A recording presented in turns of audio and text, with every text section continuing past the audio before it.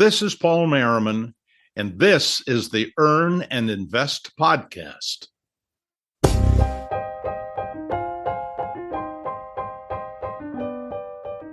I used to think it was too complicated. Investing.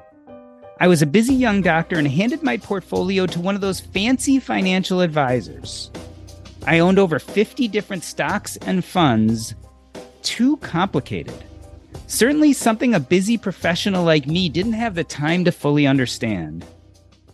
And then I dove down the personal finance rabbit hole.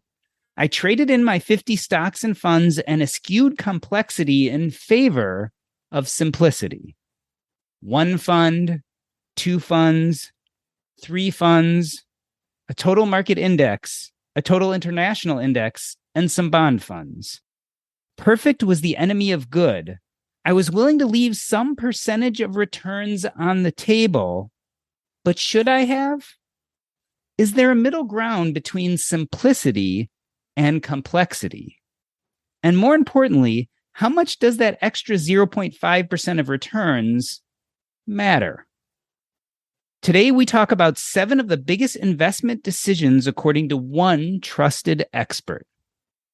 Paul Merriman is a nationally recognized authority on mutual funds, index investing, and asset allocation. After retiring in 2012 from Merriman Wealth Management, which he founded in 1983, Paul created the Merriman Financial Education Foundation, dedicated to providing investors of all ages with free information and tools to make informed decisions in their own best interest and successfully implement the retirement savings program. Paul Merriman, welcome back to Earn and Invest. Before we get to the 7 of the biggest investment decisions, I feel like everyone is talking about how equities returns are going to be poor over the next bunch of years. We always like to say this recession or this downturn is going to be different. Do investment strategies change with the times, or is there more of a basic truth to how we should invest? Well, Jordan, it's great to be back. And I will tell you, this is, in essence, one of the most important decisions that investors make. Because if you are in that state of mind where you are constantly trying to reevaluate what is going on now and what impact that might have on a portfolio, we are in the world of predictions. And the fork in the road that I want investors to think long and deep about is, am I going to believe in the past and build on the past, or am I going to look to somebody who will help me predict for the future? Because we typically feel kind of alone when we're trying to predict. So we look for help. And I don't care if it's Jim Cramer or Ken Fisher, we're looking for help.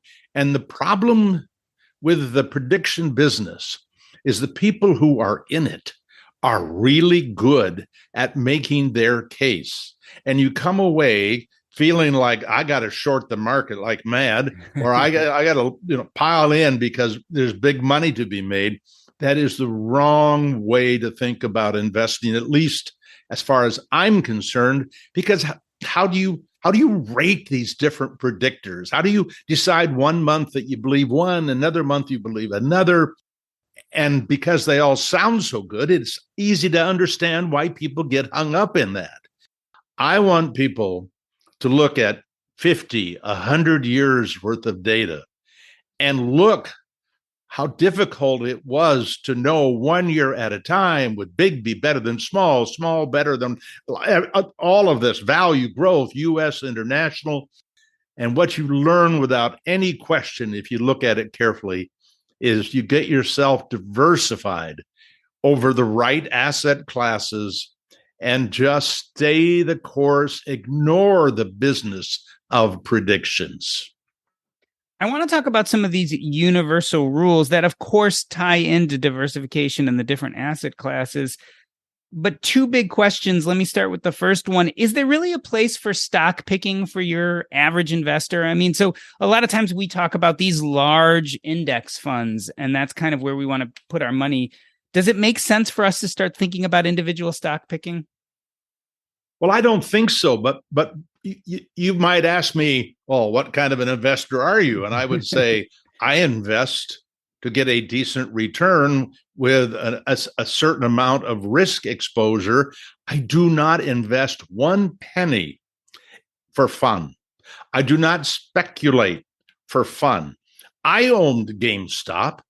I had a fairly good position in GameStop, under $10 a share, but it happened to be in an index fund that I owned, not because I found GameStop. And so my view is, if you know that you've got money to speculate with, because so often along with individual stocks comes an emotional attachment, and so often comes speculation rather than investment, because again, you're thinking short term usually. My view is that you got to figure out, do I have enough money that I can have some fun? I can take 10% and just play the market. Well, if you don't do well, will that change the end of your life? Well, you spend a lot of time talking about end of life, Jordan, and the fact is the memories of the good stocks that they had probably is rarely a topic of discussion. But boy, does it feel good if in the moment you beat those big guys. I don't have any desire to beat the big guys. Yeah, the joy is fleeting, it sounds like, but I want people to take note. Paul Merriman, noted investment advisor, learned gentleman who's been looking at these things for decades and decades, does not stock pick. The other question that always jumps up ahead that people want to debate endlessly, and I just wanted to get your take on it, is dividends.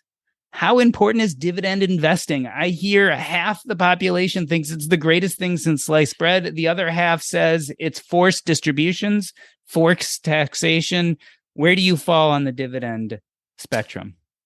Well, as it turns out, I have a lot of dividends in the index funds that I own. So that is a part of my life, but I didn't set out to invest with dividends as a necessary aspect of the decision process. The best that I know as far as discussing that has come out of Larry Swedroe. He does a terrific job of talking about the two, and you can make the case either way. I mean, it's like the old saying, whether you think you can or you can't, you're right. Well, in a sense, whichever way you go, you're probably going to be all right. And I understand the idea that people who want to be prepared for the worst of times, they can say, well, at least I got the dividend. And so yeah. I'm willing to sit there and wait as long as I've got the dividend. And I just don't belong to that camp, because the studies that I look at say, look, you could just take money out of these portfolios, maybe more tax efficiently, and live on them. But it means you got to do something, as opposed to somebody sending you the dividend. It's like having a pension fund where they just send you the money every month versus investing and deciding what you're going to take out yourself. So you heard it here first. Dividend investing, it's a toss-up. We can stop debating it endlessly and move on. I'm quoting you, Paul, for that one, even though that was me who just said that. So let's get to the 7 of the biggest investment decisions. Number 1 is best equity asset classes. So which asset classes and which are best? This gets back to that question I kind of pondered in the intro. So let's start with that question. How much does a 0.5% difference matter, right? Because we're saying if we really figure this out, if we get ourselves in the best equity classes, maybe we can tilt ourselves up a few, percentages of a percent, right? How much does that matter? Well, first of all, let me make sure that the reality is, based on history, it could easily be 2% a year without, I love this, without substantially more risk. And that's something that, if you wish to talk about along the way, I think it's an important aspect. But I was tainted. I was lured in to buy and hold way back in the 90s by the people at Dimensional Funds, Fama and French work. And I just thought it was an amazing story. And we built an article that we update every year with the numbers and whatnot on combining these equity asset classes that the academic industry has dubbed to be worthy of investment. So is large cap blend worthy? Absolutely. That would be the S&P 500. The same would be true of the international asset class of similar kinds of stocks. Small cap value, large cap value, REITs, emerging market. I mean, these are all blessed by the academic community. And I took the approach then that, okay, that's a great idea, but I don't want to place any bets. What if I just spread the money 10% amongst the 10 equity asset classes that they gave me? I did not go out and discover these. They gave them to me. And that's how I built an investment advisory firm, was building portfolios of 10 different equity asset classes. And then because of a guy who joined our organization, our foundation in 2016, and John Bogle wagging his finger at me saying, Paul, you cannot expect people to deal with 10 different equity asset classes. That may be fine if you're going to charge them 1% a year, but you've got to make it simpler. And what came out of Chris Pedersen and John Bogle was a relook by our organization at all of these asset classes, and could they be reconfigured to be 2, 3, 4, 5 instead of 10? And the outcome of the studies, and we take them all the way back to 1928, the outcome is that you can do what those academics did with 2 or 3 or 4 rather than 10. So for do-it-yourselfers in particular, this is a great answer, because you're getting what the academics enticed you with, because they never say they know what the future is going to be. They just say we're experts on the past. And of course, there is no risk in the past. We always know what we should have done. So they have an advantage in that regard. But we've looked at this inside and out. We have all sorts of studies on our website, how to combine these different asset classes and what have long-term returns been and the risk taken. But I do believe that identifying those 10 asset classes is important as foundation for building the rest of what you're going to do with the growth part of your portfolio. We're not expecting bonds to help us get rich.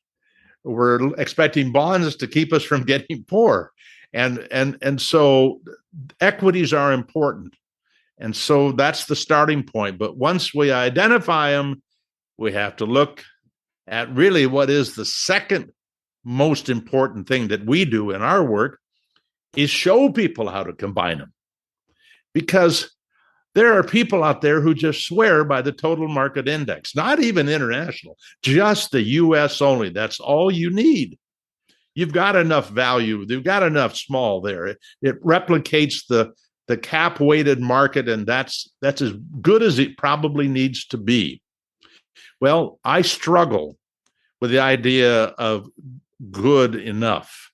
I'm a believer in more than enough, and I mean that as aggressively as I can say that. Not because I want you to take more risk. I'm not looking for that. But we build our dreams. And I think about those people you talk to in the last part of their lives, Jordan. In a way, I'm envious, because you've had conversations that I just think would teach some powerful lessons.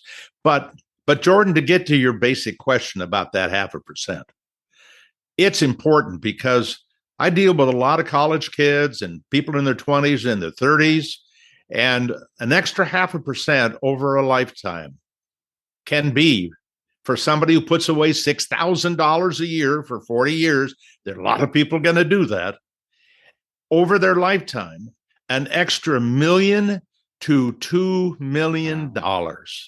And let me tell you where that comes from, so people don't think of that's ridiculous. It comes because the first return that you get on your money is the money you take out in retirement. Up until that point, it's all blue sky. But then you turn the blue sky into making your days better because you get income from it All of that income needs to be totaled up and be part of what you made as an investor, and then you die. And when you die, you leave money to others. The total return of my investments will be what my wife and I took out for ourselves, for our family, whatever we did to distribute, and then what we leave at the end. That is the total return. And when I talk about an extra $1 to $2 million, I am talking about a lifetime of investing impact on what we have to spend and what we have to leave.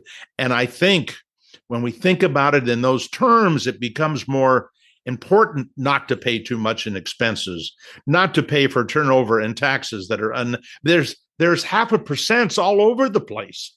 And so we want to find them all if we can.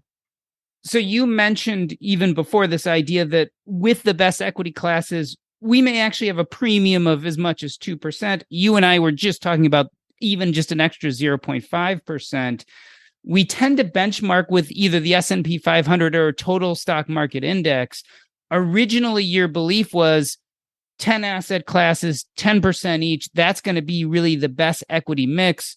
As of late, we've realized that, hey, it's really hard to get people to concentrate on putting everything into 10 separate asset classes. So now we're really talking about 2 or 3 different asset classes or 2 or 3 different types of equities mixed together that can cover all the asset classes. Tell us about what the modern simple portfolio looks like and what the premium is over, let's say, just putting your money in an S&P 500 or total stock market index. Well, we have lots of tables on that, but let me give you the bottom line of because we have many different portfolios, but a real simple one is half in the S&P 500 and half in small cap value. And what do you get? Well, you get lots of exposure to value, and small and large value generally move together, but small value moves up more. And by the way, sometimes large value goes down more. I mean, it's not all given to turn out the same as you might expect. But if you have half your money in U.S. value, it doesn't mean it wouldn't be good to have some international value, but historically, those premiums kind of happen at the same time. And lots of people have found that to be true. With the S&P 500, you get the old standby. You get the thing you can trust. You can get the thing where you know the companies when you open up the list of their top 20 holdings and know that you've got your money in large cap, basically growth. Yeah, there's value in the portfolio, but because it's cap weighted, it's really the growth that's driving that return. So here you have, and I'm not saying you should be all of your investments in small cap value in the S&P 500, but here's what I know. That there's some really great news in this for investors. Over the last 52 years, the compound rate of return of the S&P 500 or the total market index, because they're virtually the same, is about 11%. If you looked at the rate of return of the combination 50-50 S&P small cap value, it's 12.7. Wow. 1.7. We got 3 of those 0.5% sitting there potentially looking at us for the long term. Now, what about risk? We have a fellow that he's our director of analytics, Daryl Balls. I'll ask him for a table, and he figures out a way to make that table that it's got at least a dozen lessons, or it isn't worth his time. But one of the amazing lessons, he broke out all of the years that the S&P 500 and the combination of the S&P 500 small cap value were up. And as you would expect, they had about the same number of up years, but the average year on the upside was bigger for the combination because small cap value has historically paid a higher premium. But now we're worried about the downside. Well, if you add up all of the negative years over that 52 years, the total for the S&P 500 was 140%. The total for the combination was less. Yeah. I think about 19% less. So what that says is you could say, oh, yes, one day at a time, the small cap value and the S&P 500 as a combo are going to be more volatile, but we're not investing for one day. We're not even investing for a decade. We're investing for 30, 40, 50 years. I'm about to make an investment. And boy, is it on my mind right now for a newborn child in the coming months. And I'm putting money away for that little kid, the first granddaughter in the family. And I've struggled. Which of these portfolios do I want it to be in? And I have chosen that combination of the S&P 500 and small cap value, even though I believe from everything that I know that she would make more in small cap value only. And she's got a 90-year run ahead of her. So we don't have to worry about even a 30-year return in essence. But I'm also thinking about how she's going to feel when small cap value is out of favor. Yeah. And so I'm thinking, okay, we'll give up something. Maybe we'll give up over 1% additional return, maybe even a little more in exchange for a peace of mind that will come from having half of that money in the S&P 500. And then there's another decision that comes out of this that I think is great fun, to rebalance or not to rebalance.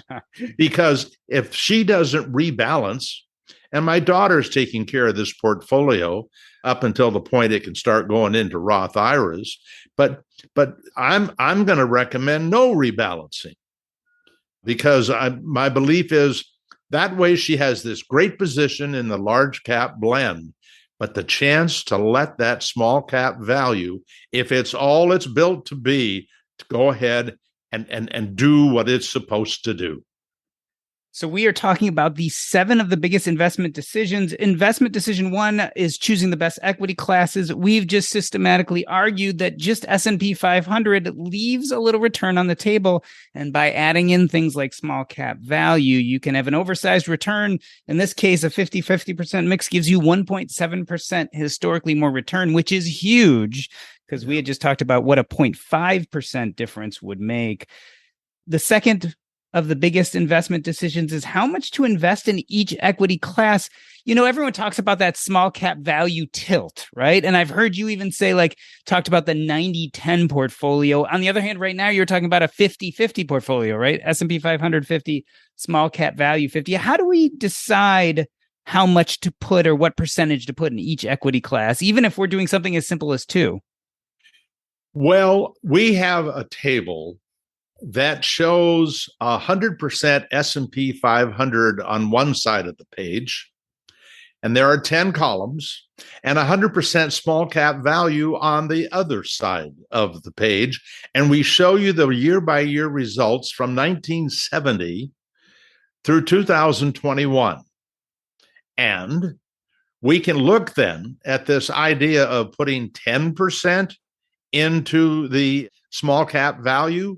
You can see what it did to the return over that 52-year period, 0.4% a year.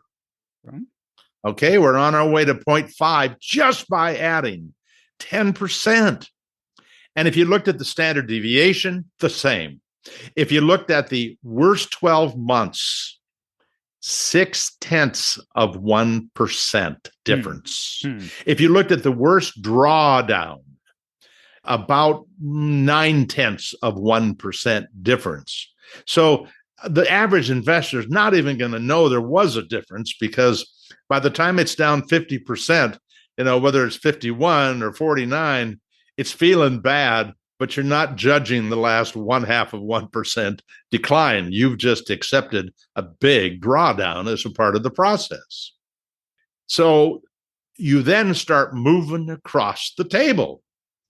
And you go as far to the right as you can. For example, if I'm talking to a young investor, I'm okay if they go all the way to the right and invest in small cap value for the early years. I have no problem with that, because there are 2 things that can happen, and they're both good.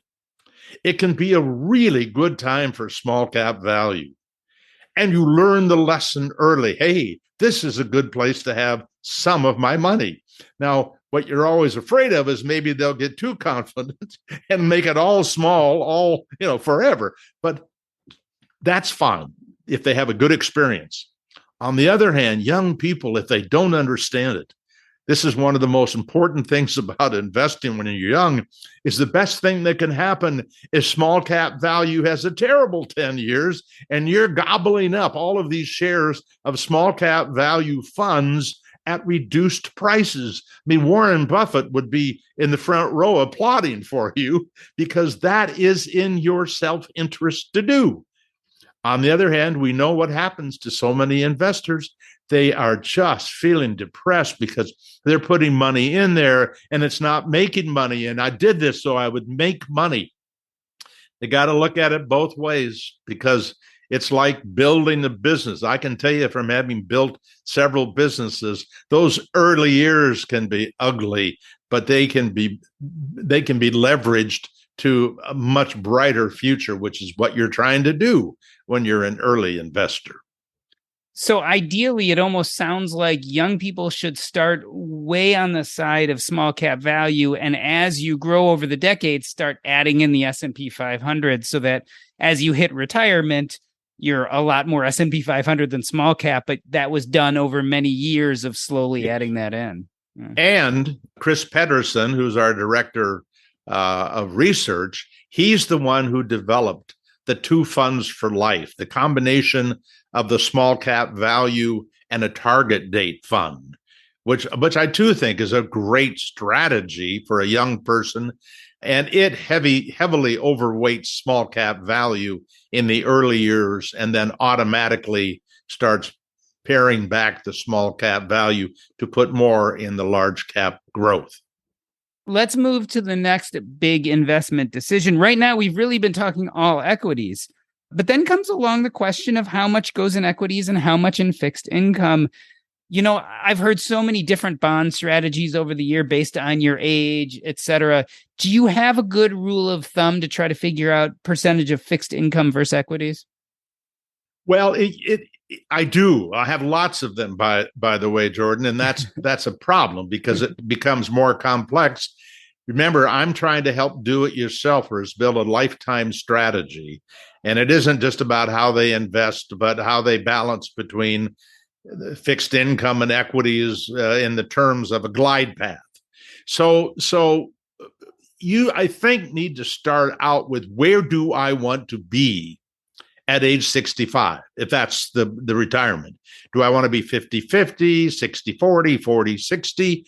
And certainly you could you could go out and look at target date funds that do it that way, and you can see how they transfer from equities to fixed income over a lifetime. That is a legitimate way, because then you simply need to find one that ends up with 60-40.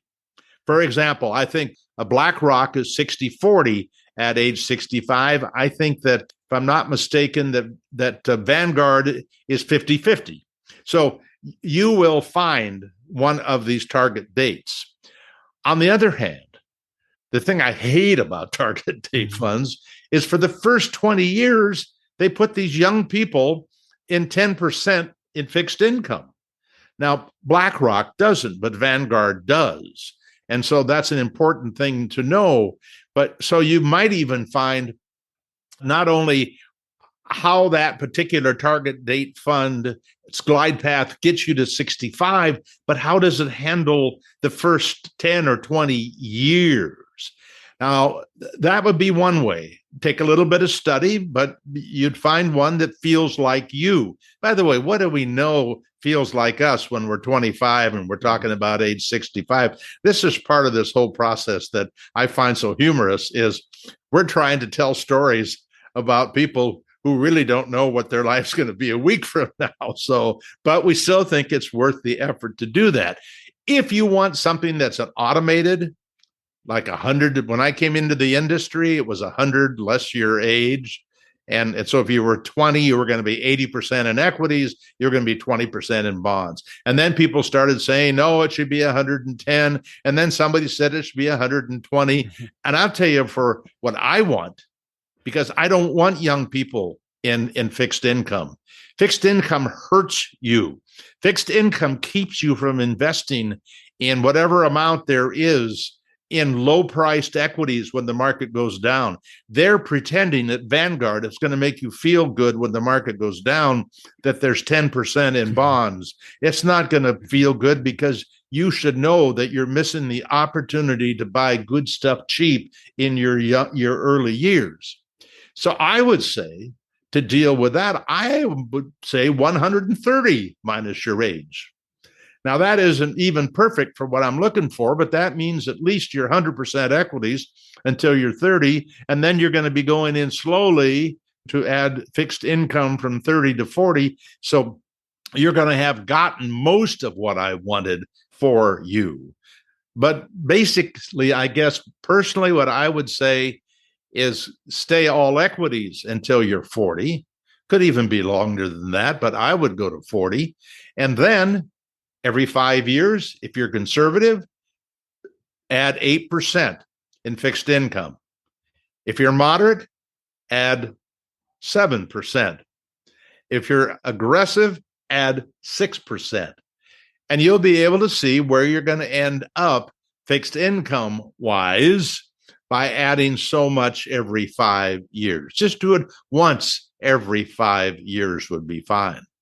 But the point is there are so many ways to slice and dice that. What I advocate, whatever your way is, that it is based on knowing the risk that you take in doing it, and then be in automatic, make it systematic, make it a formula based. Your work, I kept looking in your book for the numbers, but really the book was not about the numbers. In fact, when I saw the title, Speculation versus Investment, and I thought, we're going to see a lot of numbers here. But no, that's not what I saw, because your view is not about the numbers. It's about the person. My view is it's all about the numbers, because I'm never going to have a chance to be with you as an advisor. That's what advisors do. They deal with the person, not the numbers. They then tell the people what the numbers should be, but they've got to be focused on the person. And the do-it-yourself person needs help understanding themselves, because we're all tainted with these things we learned as young people, and then we carry that. And when I was young, I was afraid. Why was I afraid? Because if I made mistakes, I got physically punished. I stayed afraid most all of my life. And those are things that have got to be part of how we invest, at least from my viewpoint.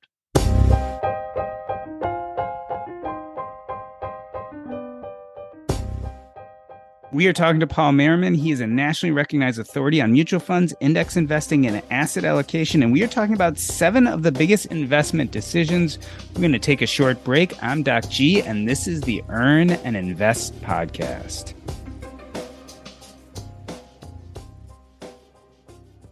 Hey, everybody. As you are listening to this episode, I am at the Chautauqua Conference in Bogota, Colombia with my friends J.L. Collins, Christy and Bryce from Millennial Revolution, and Katie and Alan Donegan.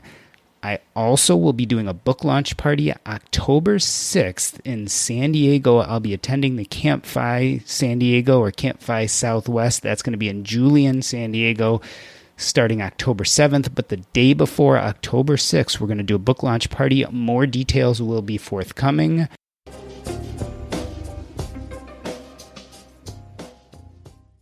We are talking to Paul Merriman, who created the Merriman Financial Education Foundation, dedicated to providing investors of all ages with free information and tools to make informed decisions in their own best interests and successfully implement the retirement savings program. And we are talking about the 7 biggest investment decisions.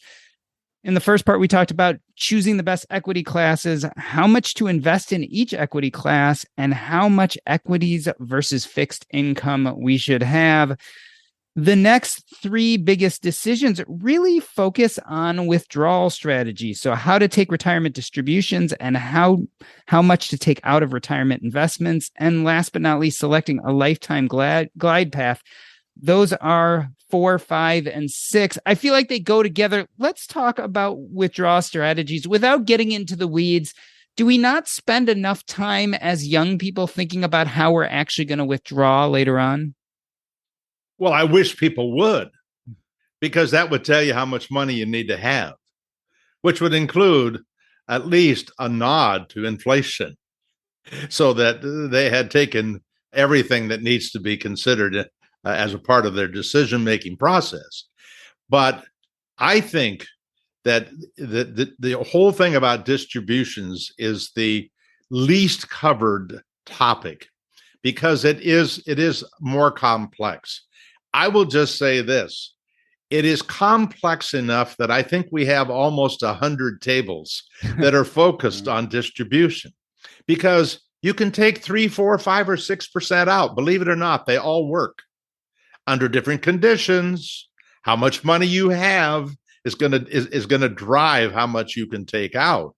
How much money you want to leave is going to drive how much you can take out.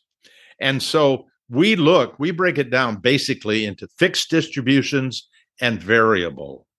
And the fixed, and we have 9 different equity portfolios that we then show in all these combinations of fixed income and equity. And then we show, so you could have 20% in equities, 30, 40, 50, and you could be all S&P 500, or you could be 4-fund US. You have all these different combinations. And on a fixed strategy, what we believe, Jordan, is that the person has not oversaved. Because if they've oversaved, they can use a better strategy, as far as I'm concerned, by the way. But if they haven't oversaved, they got to make sure that money lasts, because they're going to have to adjust that amount that they need to take out by inflation. So what we do is we apply inflation, and we show what happens with the 3% distribution, and 4 and 5 and 6, so that you can see that 6% is really dangerous. In fact, it should probably not be attempted if you don't have enough. On the other hand, if you have more than enough, you get to use the flexible distribution or the variable distribution. And that's what my wife and I use. We don't care about inflation. We oversaved enough that we've just said, okay, we're going to take out 5% a year. Whatever the last year did, it was good, we'll get a raise. If it went down, we're going to get a little cut in pay.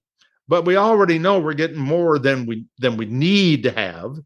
And so you could even take 6% out in that condition. And so we show all those tables again with those different levels of distributions. What people might be amazed at is if you compare the S&P 500 as the equity and fixed income, and you take out 6%, you're on your way to going broke in about less than 30 years, which for a lot of people, that's fine, because they're not going to live that long. But for a lot of people, they also want to leave money for others. If you did the same thing, but you took the variable distribution of 5% or 6%, it goes through the entire 52-year period and leaves whoever survives you a lot of money. And the only reason it does is because you take one of the most important defensive steps that one can take, and that is to reduce how much you take out when the market goes down. And I'm married to a lady who enjoys spending. I enjoy saving. She knows that 2 out of 3 years, she's going to get more to spend. I know that 1 out of 3 years, probably, we're going to take less. And I'm going to be, I'm saying, whew, glad we took less, because who knows how much worse it could be. So there are all these little nuances about both what the financial benefit is, what the emotional benefit is in terms of worry, and what the relationship between two people can be if they have found a way to take money out that they both agree treats them fairly. So the last of the big investment decisions is selecting the best mutual funds and ETFs. We talked a little bit about specifically what these index funds cover, but is there any more information there? Are you talking about specific companies? Are you talking about fees? What do you mean by that last point? Well, in order to do for people what we promise, and that is to give them what we consider to be the most important information for them to be a legitimate do-it-yourself investor, we feel like we have to name the names of the funds they should be in. Whether they're at Vanguard and they're using the mutual funds, or they're at Vanguard and they're using the ETFs. Same thing at Fidelity. Same thing at Schwab. Same thing at T. Rowe Price. Now, having said that, we really think the best return is going to come from the best-in-class ETFs. We all know that ETFs have some tax advantages, and you can get all the same diversification that you can in mutual funds. But when we're looking to build a portfolio of any of these equity asset classes, we want the ETF that best replicates what we're looking for. So we're not looking for a small cap value that the average size of the company is 6 billion. We're looking for the average size 3 billion or less. We're looking for a certain value orientation. We're looking for a more deeply discounted value when we can get it. And if we can get some additional factor investing with quality. So that has led us in several cases to go to Avantis and use their funds. And last year, their small cap value was up 42% plus, and DFA, who they've always been my heroes, they were up over 39. But most people in the small cap value were up around 30%. And it's because of the loading, not of a commission, but the loading of the right exposure. And Chris sits down and goes through all of the ETFs each year. He also doesn't want to be jumping in and out because there are tax implications. So that's the sensitivity. But Chris Pedersen has done a great job. And if you wanted two funds like an S&P 500 and small cap value, or the 4-fund US, which is large cap value and large cap blend and small cap value and small cap blend, the ETFs are there to use to build that portfolio. And all of that's available at paulmerriman.com, I assume, where all that research is being done so that your average person can go and look and see the comparisons of the ETFs.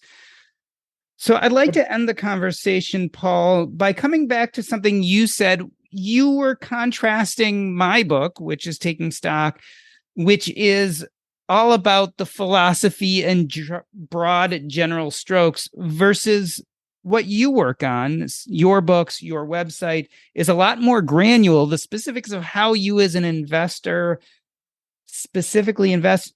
Talk about how those two fit together, because certainly I get stuck with, okay, we can learn how to invest. That's knowable. For me, the harder part is trying to figure out what to do with that potential energy, that tool of money that we're creating. Well, I will tell you what the book did to me. I didn't really understand what the book was going to be. And what I got out of it was it made me look at me about some, I think, very important topics, time being one of them, because I devote way more time on my project than I should. I also think certainly identifying the different kinds of people and how those people have a tendency to invest, that too hit home with me. And it made me realize how much fear is a part of how I invest. And the difficult thing for a do-it-yourself investor is understanding yourself. And I think your book does a really good job of helping people in a very simple way. It does not depend on any complex subjects or studies, although you did reference some interesting studies in the book, and helping people think this through. And if somehow we can get the personal part right, and also get the numbers part right. I think that's the winning combination for an investor for the long term. And I think your book will help people be a better long-term investor because they're going to get closer to understanding yourself. And by the way, for advisors, when I was an advisor, I never knew whether people were telling me the truth. I mean, I could see their tax returns and I could see some things there, or I could look at their statement from wherever they had, and I would know some stuff. But when you ask them the tough questions about their personalities around money, there are a lot of screwed up people who really do not want to face, when I say screwed up, I'm including myself there, that have a hard time facing these realities of this relationship we have with money. I know that whenever my wife says, I want to do this, you know what the first question I'm asking her is. How much is it going to cost? That's a terrible thing to ask. But it's something that I have to think more seriously about in being a better partner with her for the rest of our lives. And it's just something about your book that when I knew that you had learned all of this from people who were going through the last days of their life, and you were working in hospice. I recently lost one of my best friends. In fact, Lynn and I started Global Help, providing doctors overseas with free medical publications, mostly in the orthopedic area. And he decided in his 90s that he had enough of life. He had some physical problems, and he stopped eating, and he stopped drinking water, and he became amazingly peaceful. I will tell you, in those last days when we spoke, and I had one extended conversation with him personally for about an hour and a half, he had never had a better sense of humor. He was able to laugh at things he'd never laughed at about himself, by the way, which I found fascinating. But I can tell you, he was really proud of what he had achieved. But he had somebody talking to him who knew about all those achievements, who was there rooting those memories on. But he worried a lot about money over the years. He was not worried about money in those final days. Yeah. And so I learned a lot of lessons out of your book, and that's what a good book is about, as far as I'm concerned. You know, I've spent a lot of time learning how, and, I have to thank you, Paul, because you are one of the leading voices in helping us figure out how to do this, how to invest. And it's something that befuddles many, many of us. In fact, it keeps us from taking charge, and it causes us to put our money in the hands of someone else. And as well-meaning as financial advisors are, it always makes sense that we understand how it's done. And I love how people like you teach us how. The reason why I wrote this book is because I just felt like there weren't enough of us talking about why. And a lot of times the why informs how we manage the how. And that was the piece that I always felt was missing. And that's why I wrote this book, is because I wanted to get more philosophical. I knew that I was not going to be the voice of the how. I never was going to be. But having my experience with dying patients, I could help inform the why. And I've personally found in my life and the people that I've worked with is if you have a nice, clear vision of why, when you start building your financial structure, it serves you better. Specifically, the things you're talking about, when you're talking about how much fixed income should I have versus how much equities, how aggressive do I want to be with my small cap value versus S&P 500 index? If you come into those type of discussions knowing your why, what this is going to serve you, it really helps inform how much risk and what types of decisions you want to make. And so I felt like those two conversations go so well together. And let me add a why, because you just brought something up that isn't even in my book about the $12 million decisions. There is a huge why take the time to learn how to make what are not complex decisions. The decisions about investing are far simpler than the emotional strategies around money. I promise. It's in the book, okay? But I want people to understand that the why, it means that we should take the time to learn. I address college kids. I say, how would you feel if a really great investment advisor would work for you for the rest of your life? And they're only going to charge you 1%, but they're going to do all the right things. The right things we could teach you how to do on your own, but they'll do it. And you might not do it, or you might not take the time to really learn. I want you to know that 1%, and on your first $6,000 means they're going to charge you $60. That 1% over your lifetime is probably, if you're a decent saver, not even a great saver, is going to cost you $5 million.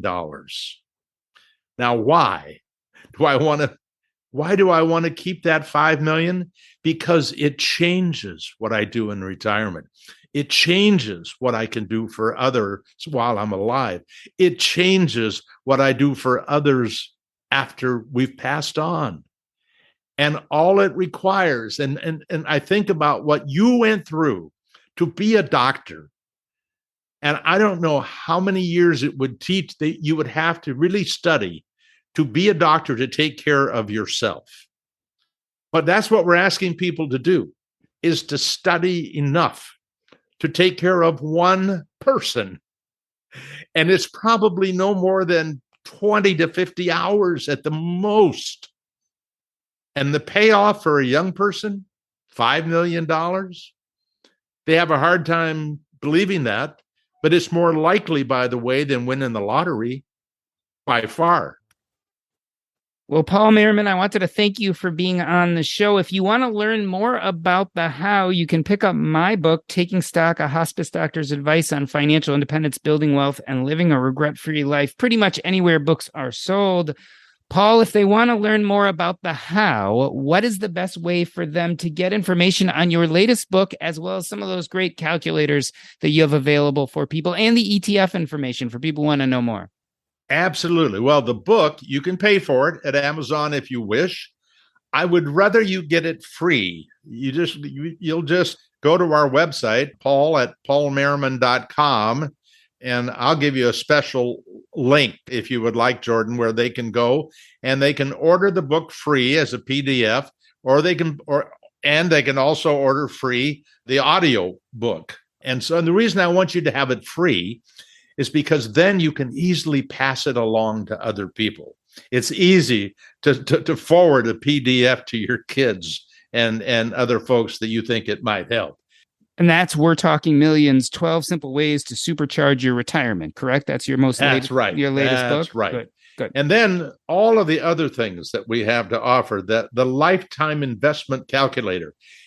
It is masterfully created by a young person who's working he's on the FIRE movement track.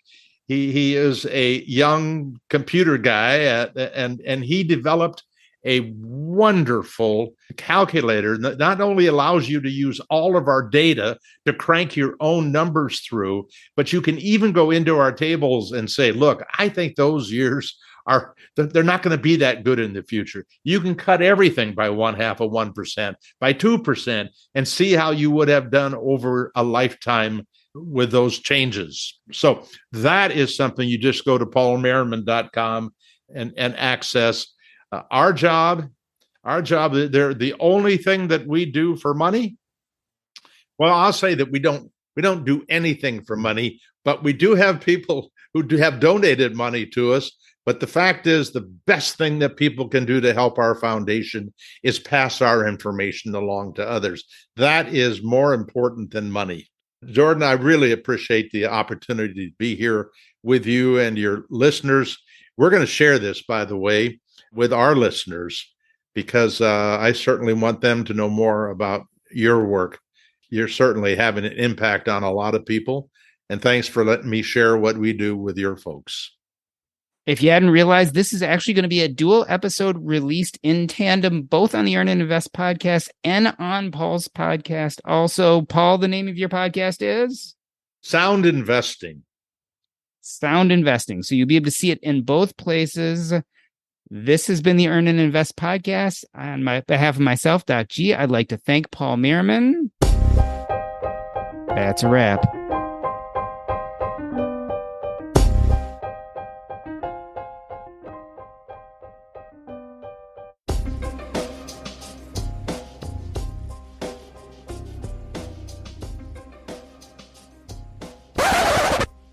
All right. I usually leave the audio running just for a few minutes as we chat. Afterwards, it becomes part of the after show. Sure. That was excellent. Paul, I love talking to you about investing because I feel like you take what, again, everyone feels is so complicated and difficult, and you bring such clarity. And I know, because I've messed around with your tables on your website, that there's just an abundance of good, easy to follow information there. Yeah. It's too much for a lot of people. Yeah. And the reason I like the numbers rather than graphs is because the graphs hide the bad times. Yeah. And I just want people, I used to call my fine-tuning tables the fright simulator because you really want people to know how bad it's going to be so they're ready for it. But thank you.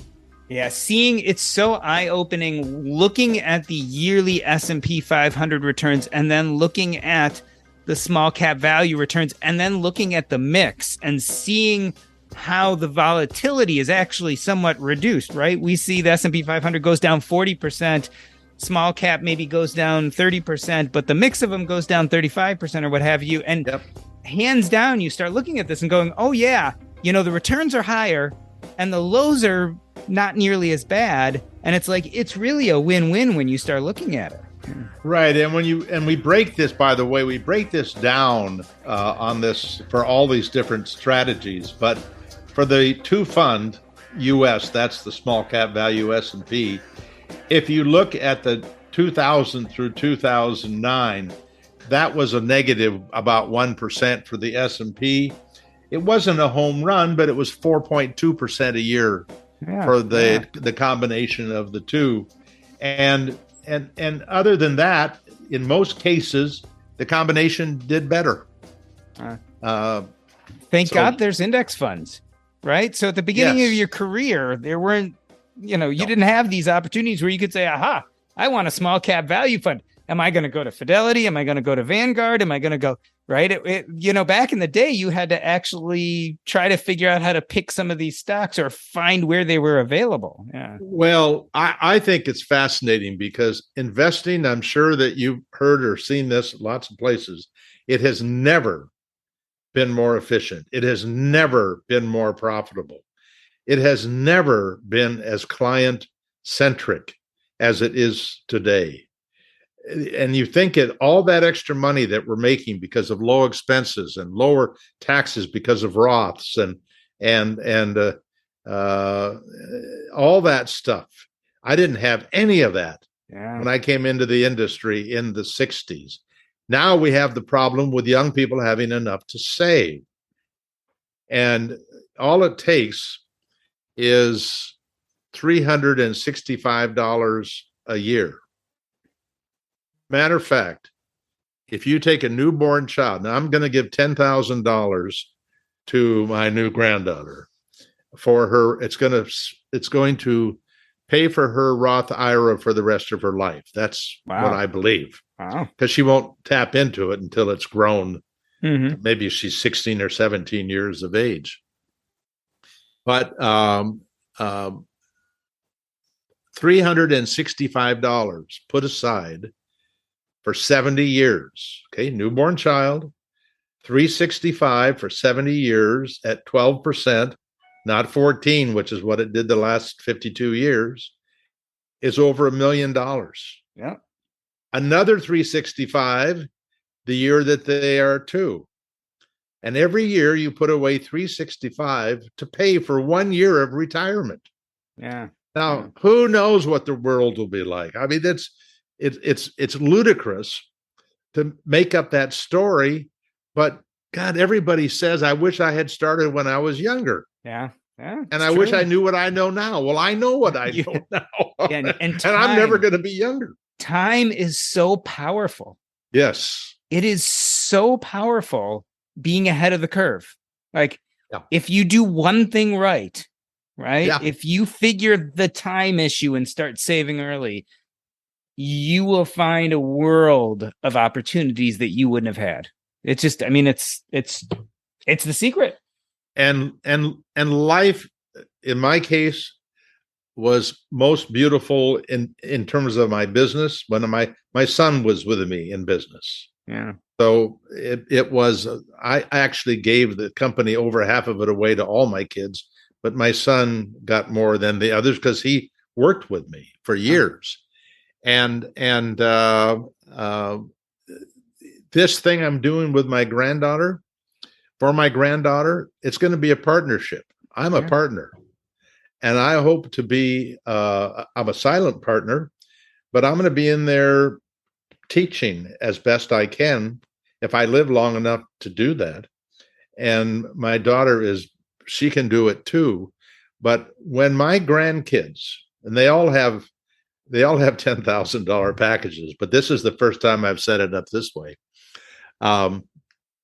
When they retire and they all have whatever this stuff grows to, they are not going to forget their grandmother and their grandfather. Every year they're going to remember. And I can tell you, as much as I love my grandparents, I rarely think of them. I do think of them, but I think lots about purpose, and I think very much about how we affect the world around us. What you are doing, the tools you are making available, and the frank talk about this will affect thousands who will do a better job, who will have children, who will have, I mean, what you're putting out there into the world will affect many people who will never know your name, but the genesis of the boon of having some financial power will come from all of this hard work you did. And I think it's just such a beautiful thing. Like when we dedicate, and you clearly you don't do this for the money. You've dedicated yourself to this because it has deep and important meaning to you. And to me, that's what a good life really looks like. Talk about my book and what living really looks like. That's what it looks like to me. I thought about that as I read your book. I thought I'm in the right. I'm in a lot of ways. Yeah. Certainly what I'm doing, I'm in the right place.